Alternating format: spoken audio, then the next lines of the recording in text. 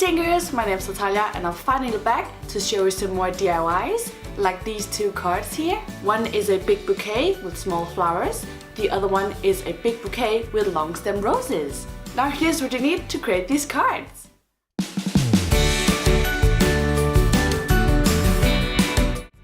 Now take your card and fold it in half like this. Place your ruler on the middle fold and measure and mark 2, 3, 4, 5, 6, 7, 8, 9 and 10 centimeters. Then place your ruler on a 10 centimeter marking and make a line that's 10 centimeters. On the next marking, make a line that's 9 centimeters. On the next one, make a line that's 8, then 7, 6, 5, 4, 3, and 2 centimeters. This card could also be used as a Christmas card because when you turn it around, it looks like a Christmas tree. Now use your box cutter and your ruler to cut open all of these lines. Now place your finger in between all of these strips and gently bend each end of the strips one at a time. Continue this process with all of the strips. Place your hand behind all of these strips and gently push them all forward. Then gently fold the card in half while all of the strips are bent like this. Then press down on all of the folds to make them more obvious. Now moving on to the fun part, and that's to decorate it. You can cut out some leaves and put it in between the strips. You can also make a bunch of flowers like I did, and you can add them on top of the bouquet or in between the strips. I forgot to mention that you should probably erase all of the lines so none are visible while you're decorating. Continue decorating until you're happy with the way it looks. And you can even add some writing on the sides like Happy Mother's Day, Happy Birthday, or whatever you feel like.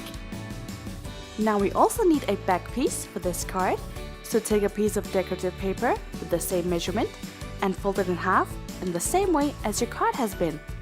Place your folded card near the fold of the back piece, then put some glue all over it, and then fold the back piece right on top of it. Remember to press down firmly to make it stick, then open the card and put some glue on the other side. Close the back piece again, and press down once again to make the whole thing stick. To make the rose bouquet card, you need to take your construction paper and fold it in this direction. As you can see, these are completely different. One is folded on the short side, the other is folded on the long side. Place your ruler on the middle fold, then measure and mark 2, 6, 7, 8, 13 and 17 centimeters. On the 2 centimeter marking, make a line that's 4 centimeters. Skip the second marking and on the third marking, make a line that's 7 centimeters. Make a line going from the ends of this line you just made to the second marking. On the 8 centimeter marking, make a line that's 5 centimeters. Then make a line that's 7 centimeters on the next marking and make a line that's 5 centimeters on the last marking. We just need to make these upper lines 1 centimeter thick, so measure and mark 1 centimeter above them and duplicate the lines on these markings. Use your box cutter and your ruler to cut open the upper lines. Only cut the triangle open, not this line.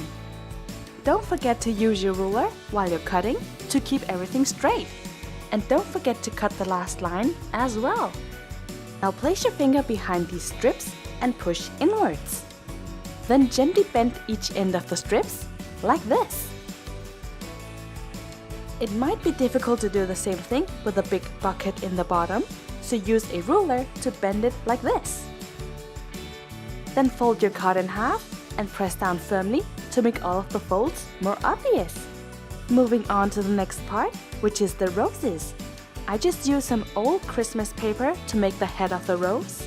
You just take your colored paper and make a closed U, then make a V inside of it and an O in between them. Then cut it out and then you'll have the head of the rose. To make the stem of the rose, you make a long line and then add some leaves on the sides and then also a triangle in the top for the rose to sit on. And continue making as many stems as you like, just remember to make them in different heights. Then cut the stems out to complete the roses. Here's a little tip: if you don't want to make all of the U's, V's and O's, just use the first rose you made as a stencil and create as many rose heads as you need.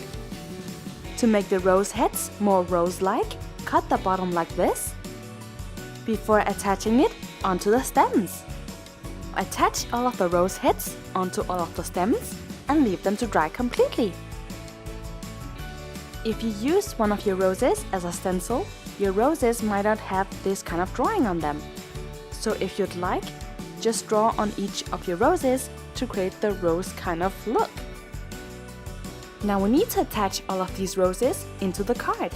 And the longest roses go behind this middle strip here, like this. The medium long roses go on top of the middle strip, like this. And the smallest one go onto the bottom, like this. Put some glue on the top and bottom strip and attach your rose. Put some glue on the other side and also on the middle strip and attach your roses. You can also put some glue on the rose stem and attach it behind the middle strip. You might also need to add some glue in the bottom so the stems don't move around. Continue adding all of your roses until you're happy with the result. We also need a back piece for the card, so fold it in the same direction as the card. Fold your card in half and place it in the middle fold of your back piece. Put some glue all over it, and then close it up and press down firmly to make it stick. Repeat the same process on the other side and leave your card to dry.